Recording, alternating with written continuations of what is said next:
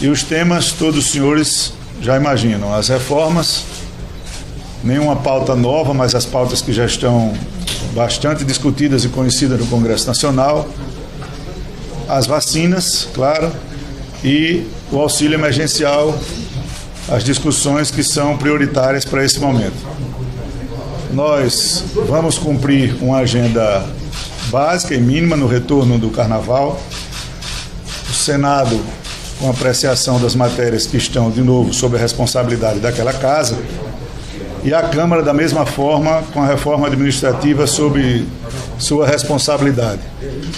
Há uma perspectiva de retorno de alguns dispositivos que são inerentes a momentos de dificuldades, como que nós possamos ultrapassar, e o mais rápido possível, para que nós tenhamos tranquilidade no Brasil de enfrentarmos o problema da vacinação, da pauta econômica e da pauta social. São as três que preocupam o governo, o Congresso nesse momento.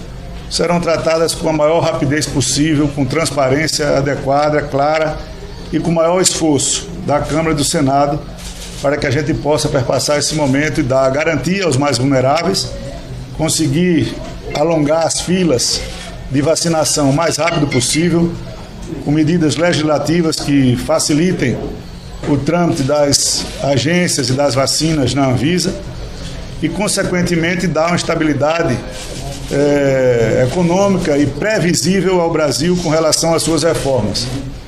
Este é o nosso entendimento, será o nosso esforço, e nós faremos o que tiver ao nosso alcance, conversando com os nossos líderes, os líderes da Câmara e do Senado, para que nos ajudem, todos juntos, possamos rapidamente influir e aprovar as pautas que o Brasil precisa, que a economia precisa, que o social precisa e que a saúde precisa. Eram essas as minhas palavras e o presidente do Congresso, Rodrigo Pacheco, falará em seguida. Bom, boa tarde a todos. Essa reunião, quero agradecer ao presidente Arthur Lira pelo convite para que aqui estivéssemos, ao ministro Ramos e ao ministro Paulo Guedes. Nessa reunião nós externamos ao ministro Paulo Guedes e ao ministro Ramos o que é o desejo e expectativa do Congresso Nacional em relação a esse momento do Brasil. A prioridade absoluta é a vacina e auxílio emergencial. E só deixarão de ser prioridades quando a pandemia acabar. E dentro dessas prioridades é preciso entender como nós vamos alcançar, primeiro, fazer com que a vacina chegue a todos os brasileiros, e aí iniciamos uma medida importante, que foi a instalação da Comissão Mista de Orçamento, para aprovar o orçamento de 2021, que permitirá ter os recursos necessários para o combate e enfrentamento da pandemia, e a questão do auxílio emergencial. Há uma expectativa do Congresso Nacional, que é uma expectativa da sociedade, de que seja autorizado o auxílio emergencial. A nossa expectativa é, naturalmente, que haja um auxílio que seja suficiente para poder alcançar o maior número de pessoas, com a responsabilidade fiscal que é preciso se ter no Brasil. Isso é evidente, que nós precisamos ter essa observância fiscal. E nossa expectativa é que possamos ter no mês de março, abril, maio e eventualmente no quarto mês de junho um auxílio emergencial. É essa a nossa expectativa, é esse o nosso desejo que externamos ao ministro Paulo Guedes e ao ministro General Ramos. Para que isso aconteça, é fundamental que o Congresso também faça a sua parte. E nós assim o faremos. E há um cronograma de trabalho que nós estipulamos, por exemplo, para a reforma tributária. Já na semana passada, eu e o presidente Arthur Lira, fazendo uma programação de apreciação da reforma tributária no decorrer do ano de 2021. Igualmente a reforma administrativa, que está na Câmara dos Deputados. O presidente Arthur Lira já cuidou de dar um andamento com um encaminhamento oportuno à Comissão de Constituição e Justiça.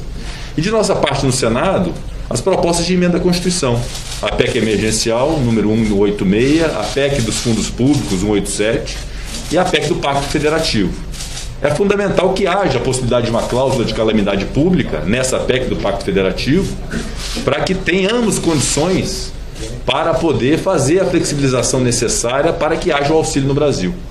Então nós temos essa compreensão do que é o papel do Ministério da Economia e da equipe econômica do governo, o que é o nosso papel no Congresso Nacional, e o que existe aqui entre nós é uma relação de confiança, que cada um vai cumprir o seu papel para estabelecer esse protocolo fiscal e termos, enfim, o auxílio emergencial no Brasil.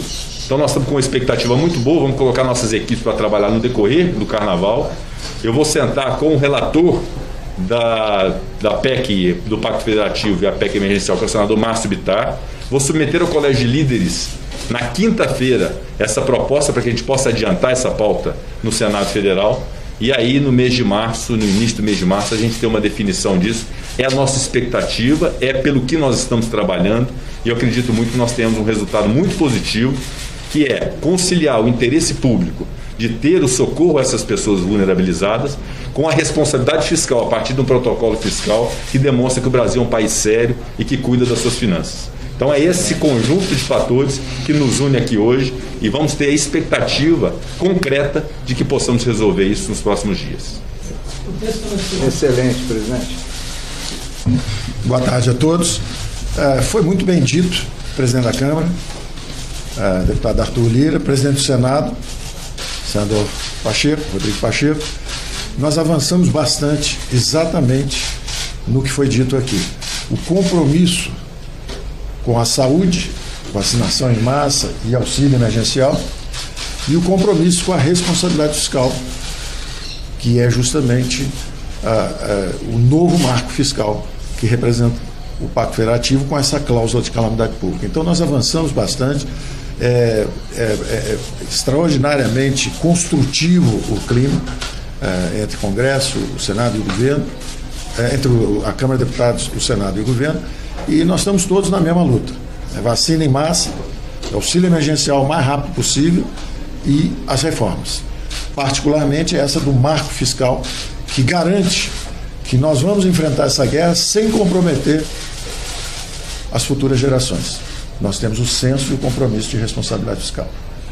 Obrigado. Obrigado a todos. Obrigado, pessoal.